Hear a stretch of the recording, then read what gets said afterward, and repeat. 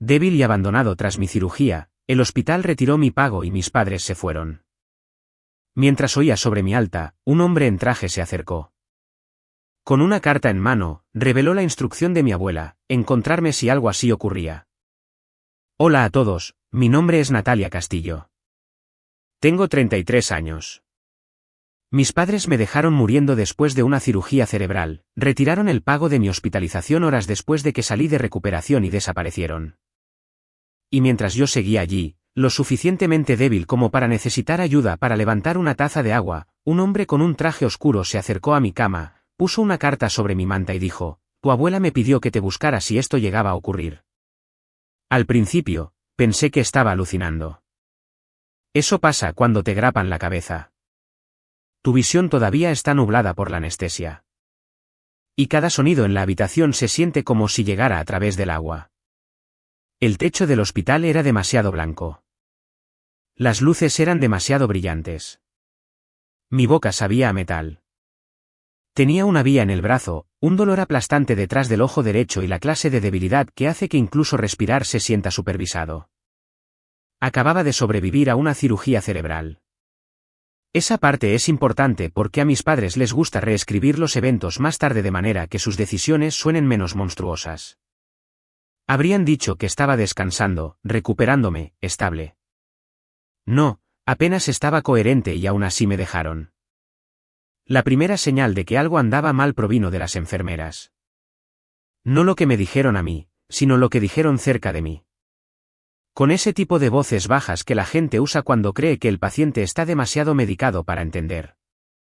La autorización de pago fue revertida. ¿Por quién? Sus garantes después de la cirugía. Una pausa, luego la respuesta tranquila, aparentemente. Mantuve los ojos cerrados porque eso se sentía más fácil que abrirlos. Más fácil que hacer una pregunta que ya sabía que solo tenía una respuesta. Mis padres se habían encargado de la facturación, no porque confiara en ellos por completo, sino porque la cirugía se había programado rápidamente después de que mis escáneres empeoraran. Y mi madre había intervenido con ese tono enérgico y competente que usaba cuando quería que el control pareciera amor. No te preocupes por el papeleo, Natalia. Tu padre y yo nos encargaremos. Eso fue 2 días antes. La mañana de la cirugía, mamá Laura me besó la frente. Papá Ricardo me apretó el hombro. Mi hermano menor, Esteban, estaba parado en el umbral, navegando en su teléfono, y mi madre dijo, él odia los hospitales. No te lo tomes personal. Recuerdo intentar sonreír a través del miedo y decir, me alegra que estén todos aquí. Mi madre respondió, por supuesto que sí. Somos familia. Familia. Esa palabra debería haber estado grabada en la hoja que usaron para abrirme. Habría sido más honesta que la pulsera alrededor de mi muñeca. Finalmente abrí los ojos cuando una de las enfermeras se acercó lo suficiente como para que viera la preocupación en su rostro. Tendría unos 40 años. Ojos amables, postura cansada, el tipo de mujer que probablemente había visto más traiciones familiares de lo que el folleto del hospital jamás admitiría. Natalia, preguntó suavemente. Sentía la garganta raspada y seca. ¿Dónde están mis padres? Ella dudó. Eso fue suficiente. Tragué y lo intenté de nuevo. Se fueron. Su silencio se transformó en profesionalismo tan rápido que casi dolió más. No están aquí ahora mismo. Retiraron el pago. Otra pausa. Luego dijo con mucho cuidado, la oficina de finanzas está intentando contactar a las partes autorizadas. Partes autorizadas. Mi propia vida se había convertido en una frase de servicio al cliente. Miré hacia la puerta. Ni flores, ni madre, ni padre, ni hermano, solo una jarra de agua de plástico, un monitor pitando constantemente a mi lado y la terrible comprensión de que mientras yo estaba bajo anestesia con el cráneo abierto, mis padres habían decidido que ya no valía la pena cubrirme. Desearía poder decir que esa comprensión me sorprendió. Lo hizo, pero no vino de la nada. En mi familia, la enfermedad siempre había sido tratada como un inconveniente a menos que le perteneciera al hijo correcto. Cuando Esteban se rompió la muñeca a los 14, mi madre durmió erguida en un sillón reclinable junto a su cama durante 2 noches y les dijo a los parientes que había sido muy valiente. Cuando tuve migrañas en la universidad y comencé a desmayarme durante los exámenes finales, me dijo que no fuera dramática y preguntó si el estrés me estaba volviendo buscadora de atención. Incluso cuando el neurólogo encontró la masa, mis padres reaccionaron como si les hubiera traído un costoso conflicto de programación. La primera pregunta de papá Ricardo fue, ¿cuánto dura la recuperación? La de mamá Laura fue peor, ¿afectará esto tu capacidad de trabajar a largo plazo? ¿No estás asustada? ¿No, tienes dolor? No. Gracias a Dios lo encontraron. Solo si mi cerebro dañado se convertiría en un inconveniente con gastos generales. La cirugía ocurrió rápido. Después de eso, el doctor dijo que la presión había aumentado. Quería que me admitieran de inmediato.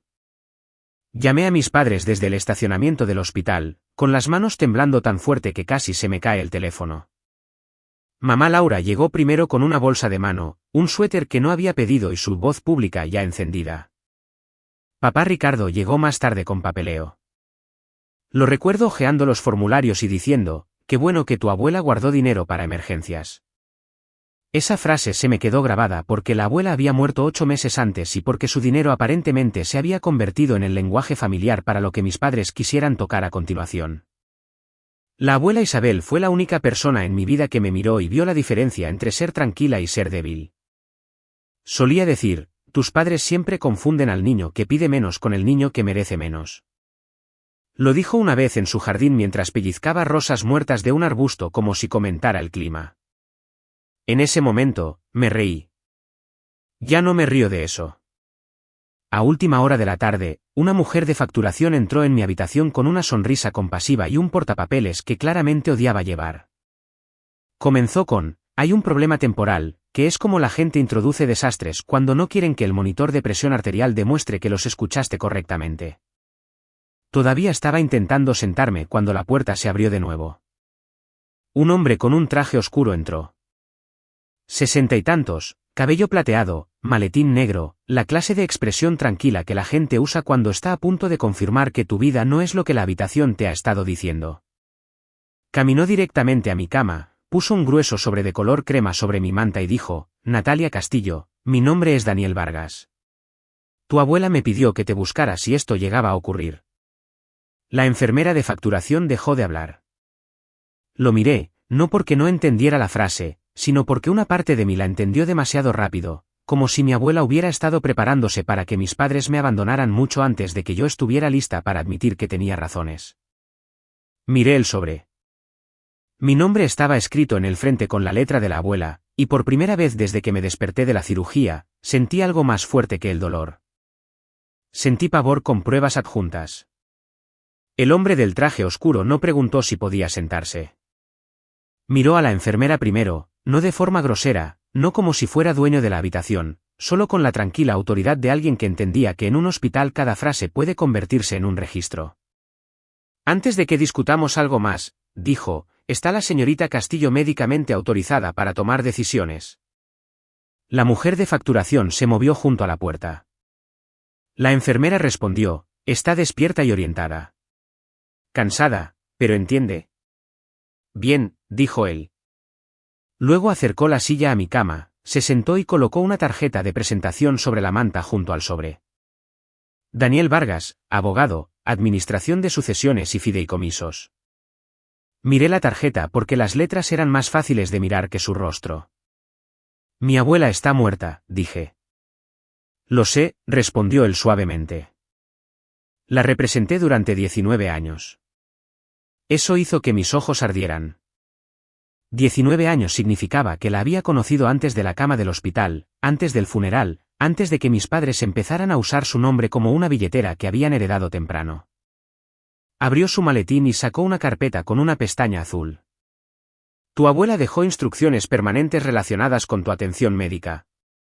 Casi me río, pero salió como un suspiro entrecortado. ¿Mi atención médica? Sí. Mis padres me dijeron que dejó dinero para emergencias familiares. El rostro de Daniel cambió ligeramente. No sorpresa, confirmación. Lo hizo, dijo, pero también definió qué emergencias contaban. La habitación quedó en completo silencio. Incluso la mujer de facturación dejó de fingir que organizaba su portapapeles. Daniel giró una página hacia mí. En la parte superior estaban las palabras, Reserva médica de emergencia, Natalia Castillo. Mi nombre. No familia, no hijos, no necesidades futuras. Yo. Intenté levantar la mano hacia la página, pero mis dedos apenas se movieron. La enfermera lo notó y ayudó a ajustar la cama un poco más alto. Esa pequeña amabilidad casi me derrumba. Daniel habló en voz baja. Tu abuela se preocupó hace 3 años cuando supo que tus padres te habían desanimado a buscar pruebas neurológicas adicionales. Cerré los ojos. Por supuesto que ella lo sabía. La abuela siempre supo las cosas que la gente intentaba hacer sonar normales. La primera resonancia magnética se retrasó porque mi madre dijo que los especialistas eran caros y que las migrañas eran cosa de familia.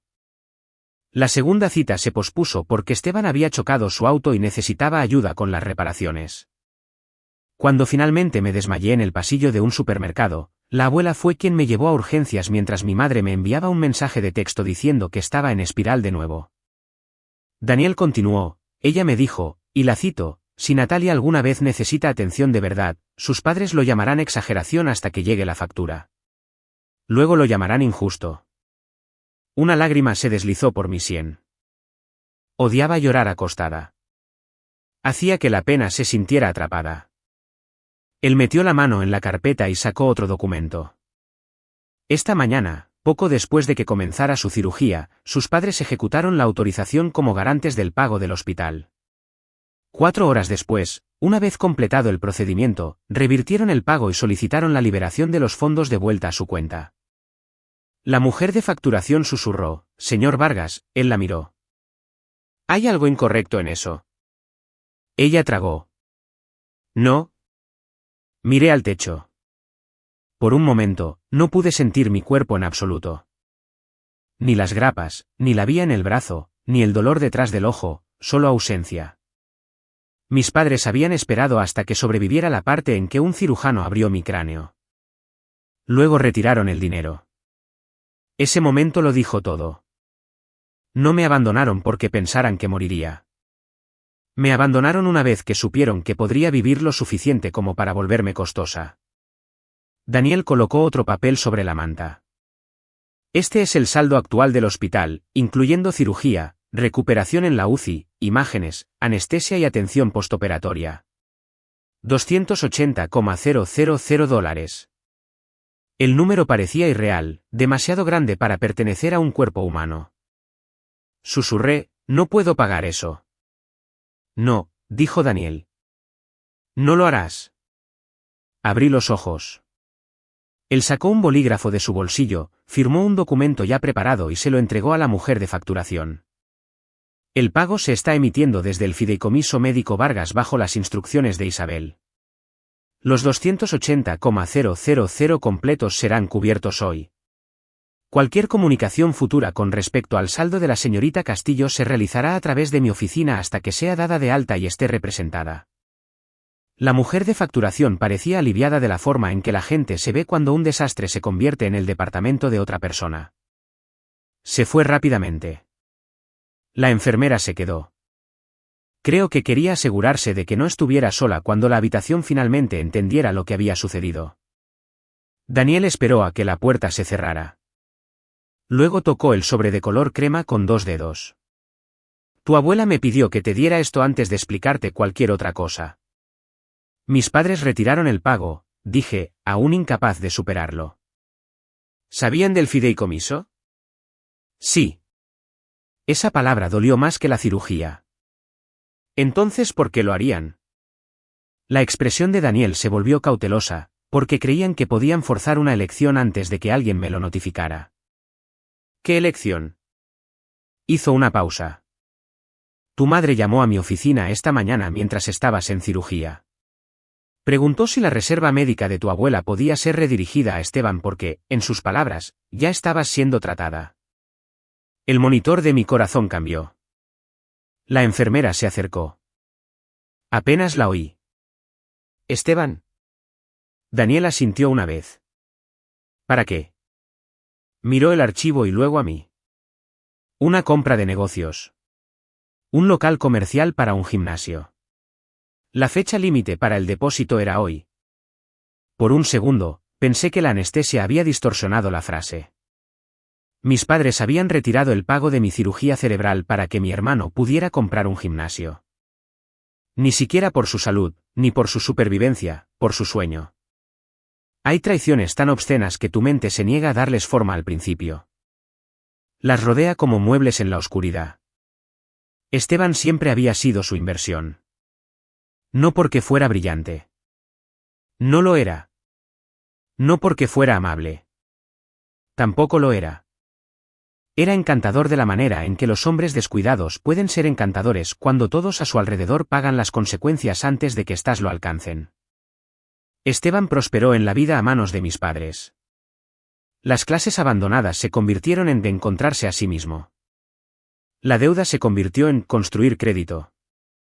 Las malas decisiones se convirtieron en riesgo empresarial.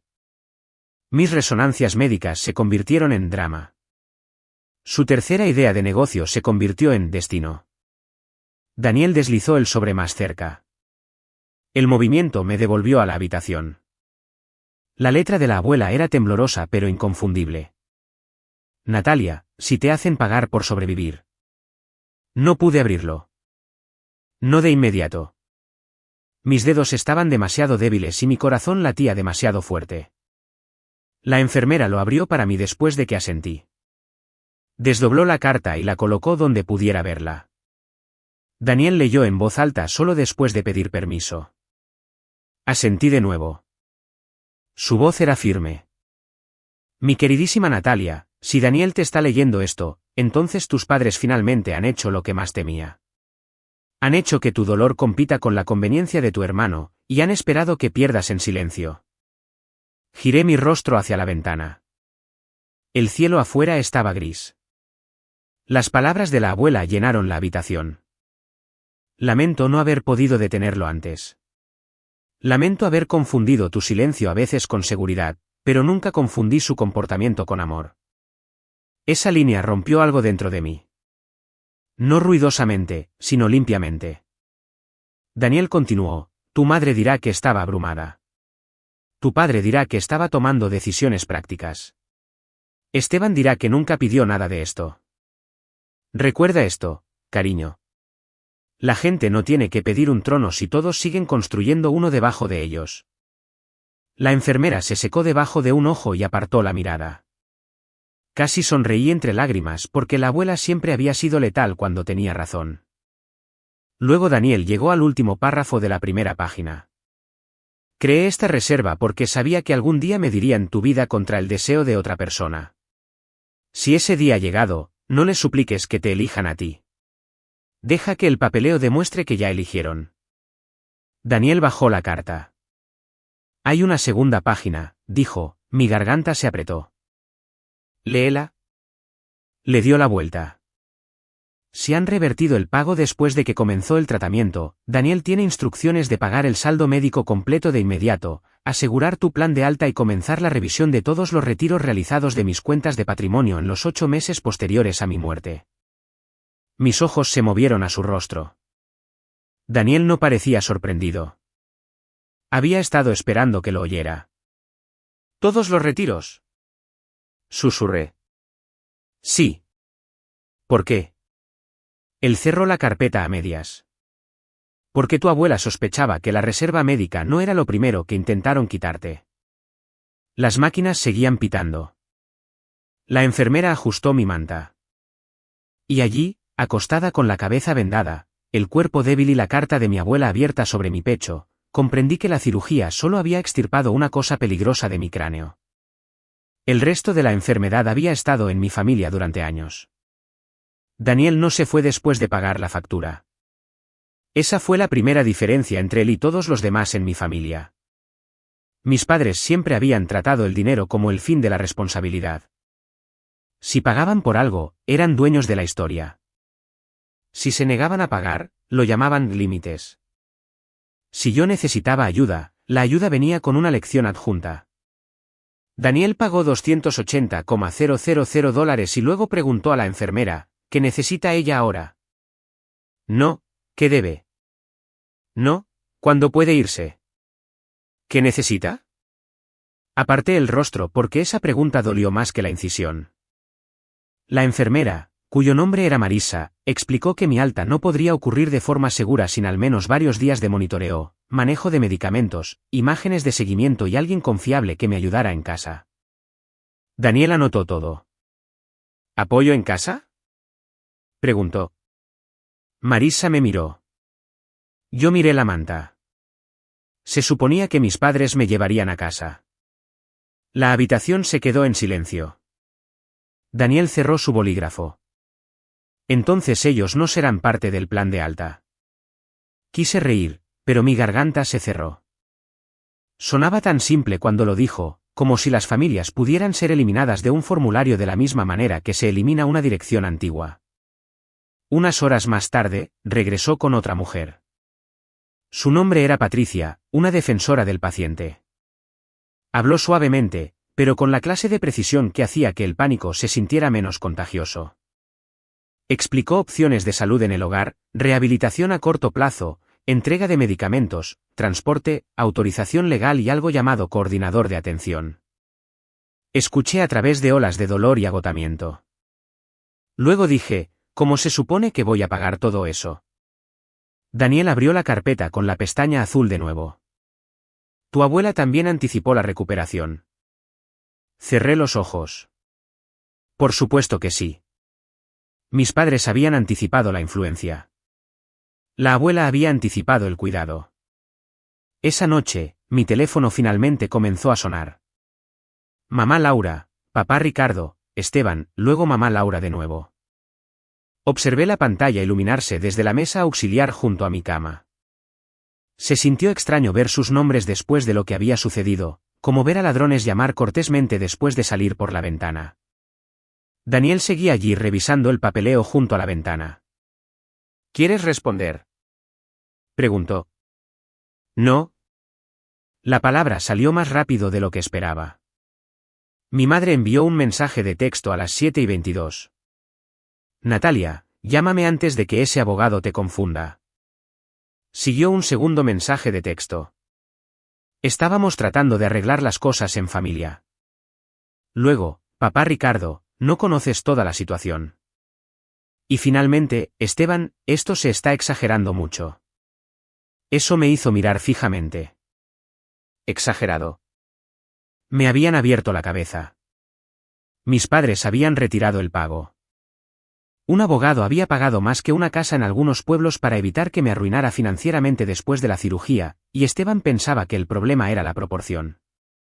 Daniel pidió permiso antes de fotografiar los mensajes. Asentí. Se los envió a sí mismo, luego dijo, tu abuela me dijo que tu hermano llamaría daño, inconveniente, si lo retrasaba. Susurré, ella también lo conocía. Los conocía a todos ustedes. Esa frase debería haberme consolado. En cambio, me hizo lamentar más porque ser conocida por la única persona que te protegió se vuelve complicado después de que ella se va. Es hermoso, sí, pero también te deja mirando a todos los que se quedaron y preguntándote por qué el amor le resultó tan difícil cuando ella lo hizo parecer obvio. A la mañana siguiente, mis padres llegaron, no en silencio. Oí la voz de mi madre en el pasillo antes de que la puerta se abriera. Soy su madre. Acaba de tener una cirugía cerebral. No pueden impedirme ver a mi hija. Marisa entró primero, su rostro cuidadosamente neutral. Natalia, tus padres están aquí. ¿Quieres visitas? Esa fue la primera vez que alguien me preguntó, no me informó, me preguntó. Miré a Daniel. No dijo nada importante. No me empujó al perdón ni al drama. Esperó mi respuesta como si me perteneciera. Dije, pueden entrar si él se queda. Marisa asintió. Mi madre entró usando el mismo cardigan azul que había usado la mañana de la cirugía. Me enojó de una manera que no podía explicar, como si la continuidad de la ropa pudiera pretender continuidad de cuidado. Papá Ricardo vino detrás de ella, con la mandíbula tensa. Esteban merodeaba en el umbral, bronceado, sano, con un reloj caro en la muñeca, pareciendo irritado de estar en un hospital por otra persona de nuevo. Mamá Laura se apresuró a la cama. Cariño, me encogí antes de poder ocultarlo. Ella lo notó. También Daniel. Su rostro se transformó en dolor. Natalia, no me mires así. La miré fijamente. ¿Cómo debería mirarte? Papá Ricardo dio un paso adelante. Esto ha sido un malentendido. Daniel se levantó de la silla. No, ha sido documentado. Los ojos de papá Ricardo se dirigieron a él. ¿Y ustedes? Daniel Vargas, abogado de Isabel. El rostro de mamá Laura palideció al oír el nombre de la abuela, no de pena, sino de reconocimiento. Esteban frunció el ceño. ¿Por qué está aquí el abogado de la abuela? Lo miré. Porque ella lo sabía, él soltó una risa corta. ¿Sabía qué? Daniel respondió con calma, que sus padres podrían intentar redirigir la reserva médica de Natalia hacia usted. La boca de Esteban se abrió, luego se cerró. Mi madre susurró, eso no es justo. Casi sonreí. ¿Justo? Esa palabra había faltado cuando retiraron el pago. Papá Ricardo dijo, solo lo pausamos. Daniel abrió la carpeta. Ustedes revirtieron la autorización una vez completada la cirugía. Teníamos la intención de arreglarlo. ¿Con qué fondos? Preguntó Daniel. El rostro de papá Ricardo se endureció. Mamá Laura empezó a llorar. Tu hermano tenía una fecha límite, Natalia. Iba a perder el edificio. ¿El edificio? Repetí.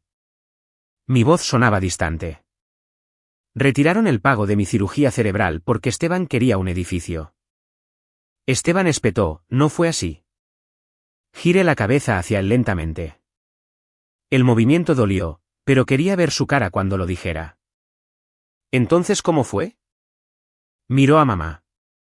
Esa fue su respuesta. Nunca había necesitado construir su propia defensa. Siempre llegaba alguien con una. Daniel colocó una copia de la carta de la abuela en la mesa auxiliar. Mamá Laura vio la letra y se quedó paralizada. Papá Ricardo vio el encabezado legal y se quedó inmóvil. Esteban no vio nada, excepto que la habitación ya no giraba a su alrededor. Daniel dijo, Isabel instruyó una revisión de los retiros del patrimonio si este evento ocurría. Esa revisión ha comenzado. Las lágrimas de mamá Laura cesaron por completo. Eso me asustó más que el llanto. Papá Ricardo dijo, usted no tiene autoridad para hacer eso. Tengo la autoridad que me dio su madre, dijo Daniel.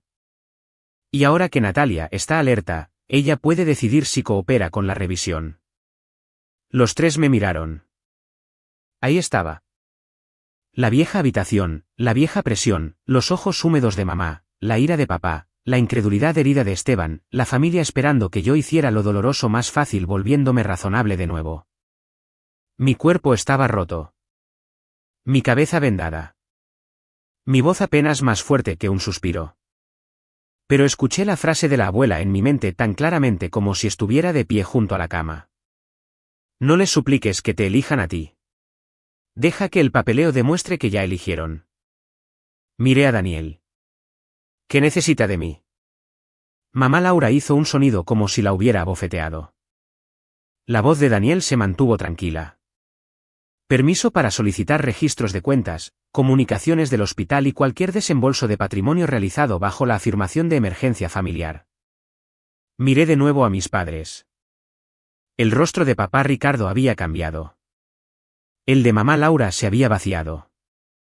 Esteban de repente parecía menos confundido que asustado. Y fue entonces cuando comprendí que el pago médico no fue la primera traición. Fue solo la primera que ocurrió mientras los testigos observaban. Dije, tiene mi permiso. Mi madre se sentó. Esa fue la primera señal de que la habitación había cambiado. No se desmayó. No protestó. No intentó alcanzar mi mano. Simplemente se dejó caer en la silla junto a la cama como si sus rodillas hubieran dejado de confiar en ella. Esteban la miró. Mamá. Ella no le devolvió la mirada. Papá Ricardo hizo lo suficiente. Dijo, Natalia se está recuperando. Este no es el momento. Daniel cerró la carpeta. En realidad, dijo, su momento es la razón por la que estamos aquí. Esa frase golpeó la habitación limpiamente. Durante años, mi padre había controlado los conflictos decidiendo cuándo era apropiado discutir el dolor. Si yo sacaba algo a relucir durante la cena, estaba arruinando la comida. Si lo sacaba a relucir más tarde, estaba guardando rencor. Si lo sacaba a relucir con calma, estaba calculando. Si lloraba, era inestable. Nunca hubo un momento adecuado para nombrar lo que hicieron. Solo interminables momentos equivocados elegidos por las personas que lo hacían. Daniel se acercó al pie de mi cama. La revisión no requiere una discusión en esta habitación, pero dado que todas las partes están presentes, seré claro. La reserva médica de Isabel fue legalmente designada para el cuidado de Natalia.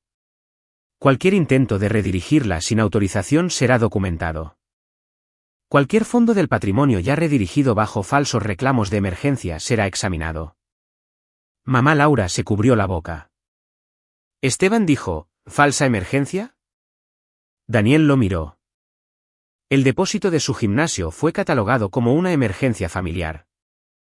El rostro de Esteban se sonrojó. Yo no escribí eso. No, dijo Daniel, pero usted fue el beneficiario. Esteban dio un paso atrás como si la palabra lo hubiera tocado.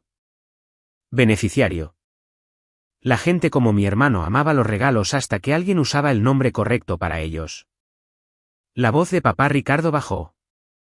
Está haciendo acusaciones sin contexto. Daniel asintió una vez, entonces proporciónelo. La habitación se quedó en silencio. Casi me río porque contexto era la palabra favorita de mis padres cuando nadie les pedía detalles. Ahora que alguien había abierto un espacio para ello, no tenían nada listo que pudiera sobrevivir a ser escrito. Mamá Laura finalmente me miró. Natalia, cariño, estábamos asustados. La miré fijamente. ¿De qué? Ella parpadeó. De perderte. Las palabras llegaron demasiado tarde y demasiado limpias, como flores de una gasolinera después del funeral. Miré el monitor a mi lado, la vía intravenosa en mi brazo, el antiséptico seco cerca de mi sien, a la mujer que había dejado mi pago colgando en una oficina de facturación mientras se preocupaba por el edificio de Esteban. Retiraste el dinero después de la cirugía, dije. Su rostro se arrugó. Tu padre dijo que se arreglaría antes de que te despertaras. Papá Ricardo espetó, Laura. Ahí estaba, no una disculpa, una fuga. Daniel anotó algo. Esteban miró entre ellos. Espera, me dijiste que Natalia ya estaba cubierta. Nadie le respondió. El silencio sí. Por primera vez, Esteban no solo estaba siendo protegido por la mentira. Estaba dentro de ella, mirando a su alrededor. Se volvió hacia papá. Me dijiste que el dinero de la abuela estaba ahí sin más. La mandíbula de papá Ricardo se apretó. Mamá Laura susurró, íbamos a reemplazarlo. ¿Con qué? Pregunté. Me miró impotente. Esa impotencia me hizo sentir más fría que sus excusas porque había visto a mi madre volverse competente por este Esteban miles de veces. Podía encontrar dinero, hacer llamadas, negociar, presionar a parientes, llorar a la persona adecuada, halagar a la siguiente. Solo se volvía impotente cuando la persona que necesitaba rescate era yo. Daniel abrió otra sección del archivo. Ya hay preocupaciones preliminares, dijo. 3 transferencias de patrimonio marcadas como estabilización del hogar. Una marcada como puente de negocios Esteban. 2 marcadas como consulta médica Natalia. Intenté girar la cabeza demasiado rápido. Un dolor me atravesó detrás del ojo. Marisa me tocó el hombro. Despacio. Respiré hondo. Daniel esperó a que asintiera. ¿Consulta médica? Pregunté. Él miró a mis padres. ¿Alguno de ustedes querría explicar esas? El rostro de papá Ricardo se endureció en algo feo y familiar. Ella nunca se quedó sin atención. Esa fue una frase tan cuidadosa. No, ella recibió el dinero. No lo gastamos en ella. Ella nunca se quedó sin atención. Daniel pasó una página.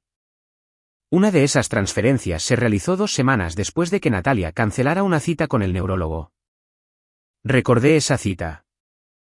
La había cancelado porque mamá me dijo que la situación del seguro era un desastre y que debería esperar hasta que ella lo arreglara.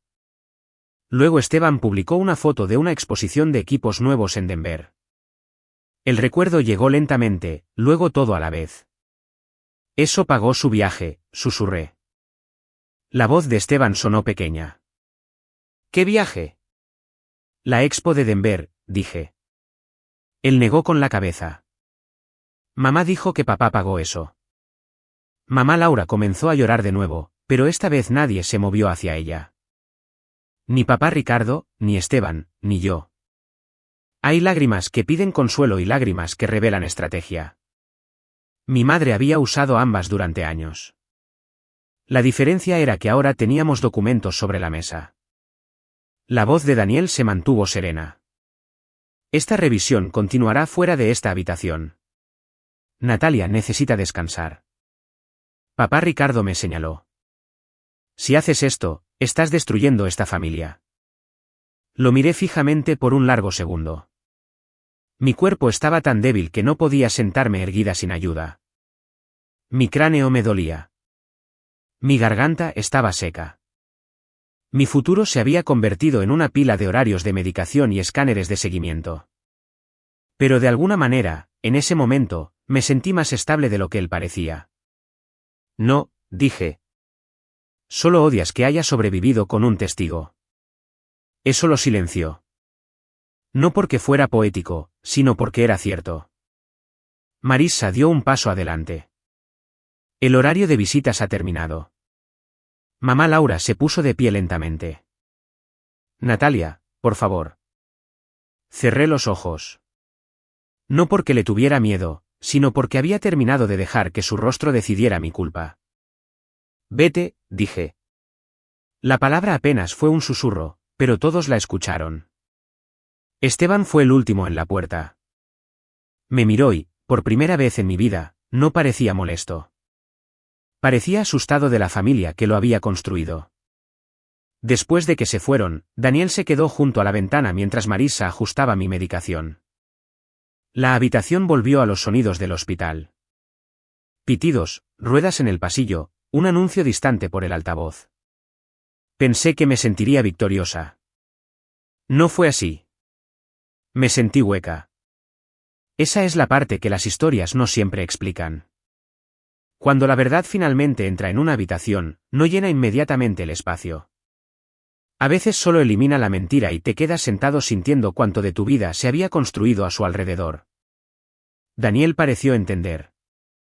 Puso la carta de la abuela a mi alcance y dijo, hay una cosa más que tu abuela te dejó. Abrí los ojos. ¿Más papeleo? No, dijo. Metió la mano en su maletín y sacó una pequeña bolsa de terciopelo. Dentro había una llave con una etiqueta de latón.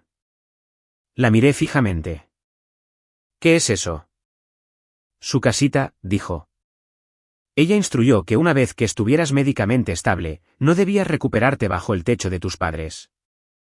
La llave era pequeña, ordinaria, casi ridícula frente al tamaño de todo lo demás. Pero cuando Daniel la colocó en mi palma, lloré más fuerte que en todo el día. Porque el dinero había salvado mi cirugía, los documentos habían salvado mi verdad. Pero esa llave salvó algo más suave. Me salvó de despertar en la misma casa que las personas que habían decidido que mi supervivencia era negociable.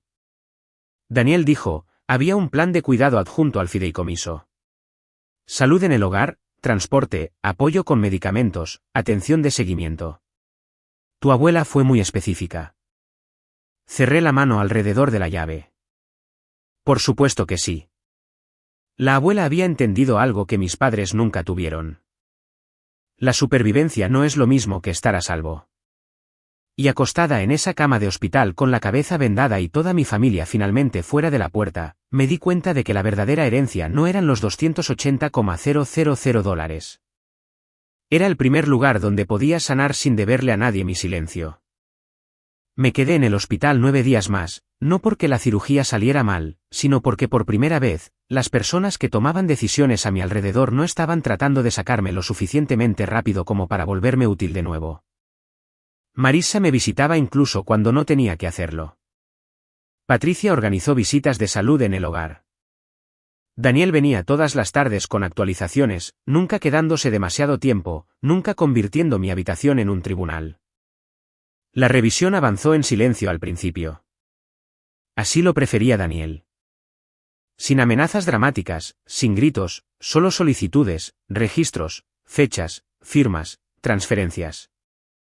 Y luego la verdad comenzó a hacer lo que hace la verdad cuando la gente ha sido descuidada con ella. Se multiplicó. Las 2 transferencias de consulta médica Natalia no habían ido a médicos. Una pagó el viaje de negocios de Esteban a Denver.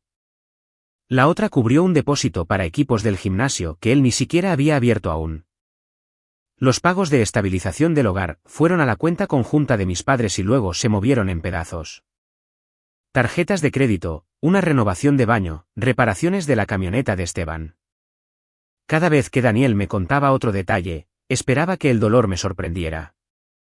No lo hizo. Esa fue la parte más extraña. La cirugía había extirpado algo de mi cabeza, pero la revisión extirpó algo de mi memoria.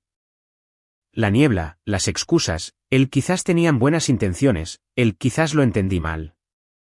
Para cuando me dieron el alta, ya no me sentía confundida. Me sentía cansada y limpiamente enojada. Daniel me llevó a la casita de la abuela él mismo. Estaba al final de un camino estrecho bordeado de pinos, pequeña y blanca con persianas azules, el tipo de lugar que había visitado de niña y nunca me di cuenta de que me había estado esperando. Había víveres en el refrigerador, sábanas limpias en la cama, instrucciones de medicamentos en la encimera de la cocina y una nota con la letra de la abuela pegada en el interior de la puerta principal. Descansa aquí antes de que alguien te pida que los cargues de nuevo. Me quedé allí con mi andador, mi cabeza vendada, mi bolsa de hospital en el suelo, y lloré tan fuerte que Daniel salió silenciosamente y fingió revisar su teléfono. Las primeras semanas no fueron bonitas. La recuperación no es cinematográfica. Son pastillas a las 3 de la mañana. Es náuseas.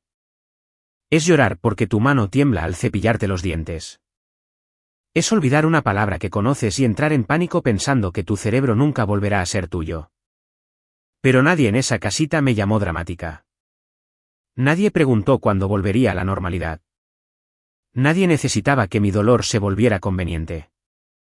Una enfermera de salud a domicilio venía 3 veces por semana. Patricia se encargaba de las citas. Daniel se encargaba del caso. El fideicomiso de la abuela pagó la atención exactamente como ella había ordenado. Mis padres intentaron contactarme constantemente al principio. Mamá Laura dejaba mensajes de voz que comenzaban con sollozos y terminaban con reproches. Tu padre hizo que la parte financiera pareciera temporal. Sabes que nunca querría hacerte daño. Esteban estaba bajo tanta presión. Luego, finalmente, uno que decía la verdad por accidente, Natalia, tienes que entender. Pensamos que estarías bien. Guardé ese. No porque lo necesitara legalmente, sino porque era todo el sistema familiar en una sola frase. Pensaron que estaría bien. Lo suficientemente bien como para retrasar el tratamiento. Lo suficientemente bien como para perder dinero, lo suficientemente bien como para perdonar, lo suficientemente bien como para sobrevivir a lo que sea que tomaran, porque siempre lo había hecho. La revisión de Daniel se formalizó después de eso. Mis padres fueron removidos de cada rol conectado al patrimonio de la abuela. Se les exigió que devolvieran los fondos malversados al fideicomiso, incluido el dinero redirigido hacia el estudio de Esteban. El asunto del hospital nunca se convirtió en un juicio público, pero sí se convirtió en un registro permanente en el expediente de la herencia. Esteban perdió el edificio. Por un tiempo, les dijo a la gente que yo había destruido su sueño desde una cama de hospital. Luego, Daniel envió una carta a su socio comercial con la cronología documentada. Después de eso, Esteban se quedó más callado. Mi padre se jubiló anticipadamente de su trabajo de contabilidad después de que 2 clientes de mucho tiempo escucharon lo suficiente como para dejar de confiarle el dinero familiar. Mi madre vendió la casa renovada y se mudó a un lugar más pequeño al otro lado de la ciudad. Me envió una carta manuscrita 6 meses después. Era corta. Sigo pensando en lo que escribió tu abuela. Sigo intentando recordar cuando dejé de ver tu dolor como dolor. La leí 2 veces, luego la coloqué en un cajón. No perdonada, no quemada, simplemente ya no controlaba mi vida. En cuanto a mí, aprendí a sanar lentamente. Caminé más lejos cada semana. Primero hasta el buzón, luego hasta el final del camino de entrada, luego por el camino bajo los pinos. Mi cabello volvió a crecer irregularmente cerca de la cicatriz. Compré bufandas suaves, luego dejé de usarlas cuando me cansé de esconder la prueba de que había sobrevivido. La primera vez que cociné en la cocina de la abuela, hice tostadas y sopa y tuve que sentarme a la mitad. Me reí, luego lloré, luego terminé la sopa. Eso se convirtió en mi recuperación en miniatura. Detente. Respira. Continuó. Una tarde, casi un año después de la cirugía, Daniel me trajo la contabilidad final. Todo había sido restaurado al fideicomiso médico. El plan de atención continuaría según fuera necesario. La casita fue transferida completamente a mi nombre. Al final del paquete había una última carta de la abuela. Natalia, si estás leyendo esto en la casita, entonces viviste. No desperdicies ese milagro tratando de hacer que tus padres se sientan menos culpables por lo que eligieron. Una vida salvada no es una deuda. Es una puerta. Atraviésala. Me senté en la mesa de la cocina con esa carta en mis manos durante mucho tiempo.